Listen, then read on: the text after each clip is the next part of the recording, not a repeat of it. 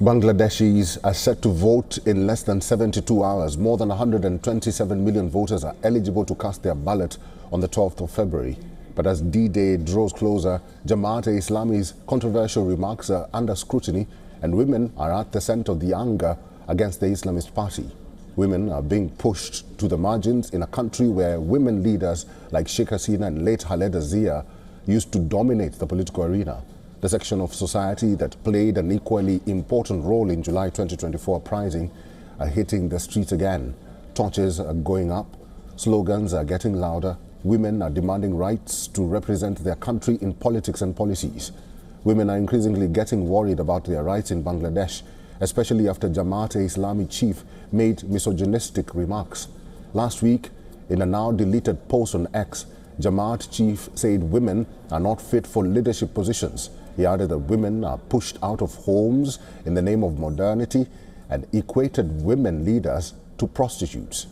The remarks triggered widespread condemnation. To tame the anger, Jamaat promised to include women in cabinet if it wins. But the fact remains that the party has not fielded a single women candidate or woman candidate in this election. Across all parties, only 78 women are on the ballot for this election. This amounts to 4% for a gender that represents over 50% of the total electorate. If Jamaat comes to power, there are questions on the future of Bangladesh's women workforce, especially in women-led industries that could plunge into crises. Women are the driving force of Bangladesh's textile industry. They represent over 50% of the total workforce in textile businesses, the sector which holds 80% to 85% of country's total exports. Sporadic violence has also gripped the country ahead of the critical polls. Despite interim government's claims of peaceful elections, in the most recent incident, BNP and Jamaat workers clashed with each other, leaving at least 40 people injured. The confrontation took place after BNP accused Jamaat of distributing cash to, quote, buy votes. With Hasina's Awami League banned, BNP and Jamaat are the two most powerful political forces left in Bangladesh. All of these parties are likely to chart the way forward for Bangladesh, both promising a different direction south or different direction for the South Asian nation will take.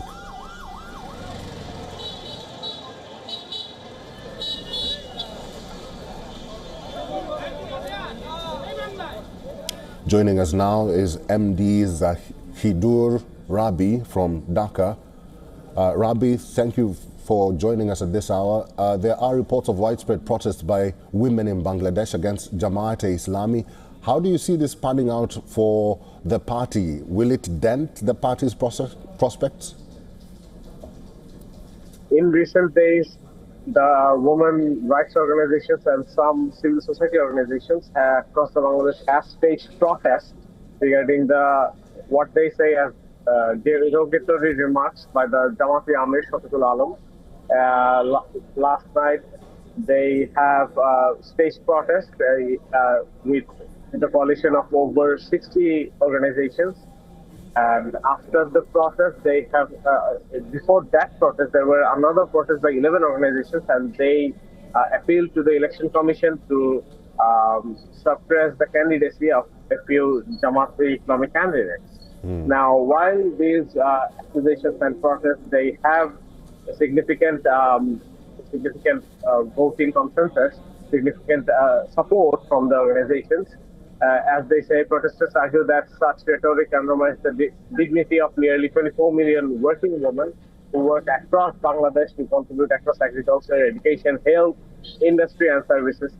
Some demonstrations have also included demands. As I said earlier, while the full electoral impact of these protests is difficult to quantify at this stage, visible public opposition of this scale, especially from women voters and the civil society organizations, is likely to affect Jamaat's public image and appeal among the segments of the electorate that prioritizes gender equality and inclusive politics.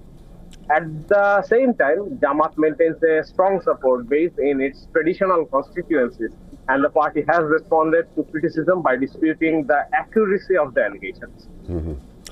Rabbi, we have only 3 days left until the election. How is the political landscape shaping up, given that Bangladesh will go to polls on the 12th of this month? Yeah, with less than 3 days remaining before Bangladesh's scheduled February 12th election, the political landscape is increasingly focused on orderly conduct and voter participation as much as campaigning itself. Now, in case of security, the government has stated, the Election Commission has stated that they have deployed significant amount of personnel, including the military, the police, the border guard Bangladesh. The vehicle movement has been restricted and campaigning is ongoing, full on. The political parties, they are calling voters, they are meeting voters, they are visiting their areas and for the support of the voters. In another development, the Election Commission has stated that within the 400 yards of the polling centers, mobile phones are not allowed. And this caused a public outrage. This caused the netizens on social media, they're criticizing this move.